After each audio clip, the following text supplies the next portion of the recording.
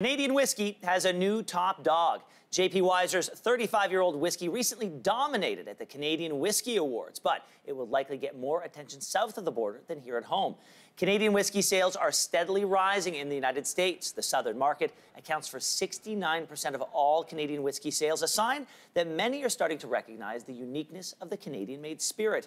For more on why, we're joined now from Victoria, BC, by author and whiskey expert Davin de Kergommeaux. Welcome, sir. Thank you for being here today. Thank you very much for having me. Okay, Davin, let's start with a basic flyover. What makes Canadian whiskey unique? Well, the way we make whiskey in Canada is different than other countries. We take each of the grains, the rye, the corn, the barley, and the wheat, distill them separately and mature them separately, then bring them all together as mature whiskey. So it really allows the blenders to have a lot more control over the flavors. So why do you think there is a renewed interest in Canadian whiskey? Well, I think that people always are looking for the next big thing, the next new thing. And I think that, there's been a resurgence in rye whiskey, especially in the United States, so much so that American producers had to come to Canada to buy rye to fill their bottles. And I think that, now the distillers are making big, robust Canadian whiskeys that really address the people's interest in having a much more flavorful whiskey.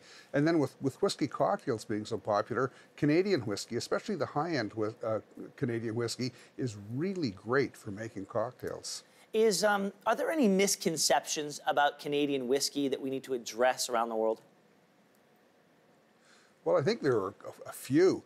Most people think that Canadian whiskey got its start during Prohibition. Of course, that's not the case at all. It was 3 generations before that, in 1865, during the American Civil War, that Canada really established a foothold in the United States. And Canadian whiskey was the best-selling whiskey in the United States from 1865 right until 2010, when bourbon started to surge again.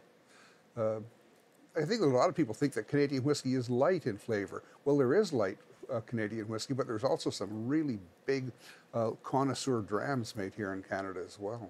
Davin, I've got to think that the customer base for whiskey is changing. You touched on whiskey cocktails being so popular today. That's got to be directly impacted by sort of the rise of millennial hipster culture.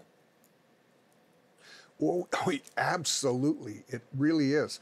And this is one of the reasons why we're starting to see huge increases in the sales at the high end of the premium and ultra premium whiskeys, while the others are maybe flagging a little bit, because people are now looking for a rich, flavorful whiskey to mix in their cocktails, and it is the millennials that are looking for this. They say that the millennials drink less, but they drink much better whiskey.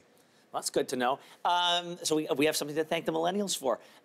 Let's say I don't know anything about whiskey at all, Davin. What are some keys? What are some secrets to picking a good one when I go into the store? Well, I think, especially with Canadian whiskey, find a whiskey that looks interesting, then spend $5 more. Canadian whiskey is such a bargain to start with. I'm not kidding. If you buy the bottom shelf stuff in any kind of whiskey, you may be a little bit disappointed, but you spend $5 more with Canadian whiskey and you get fabulous, fabulous whiskeys. Davin de Kergommeaux, thank you so much for being here today, and cheers. My absolute pleasure.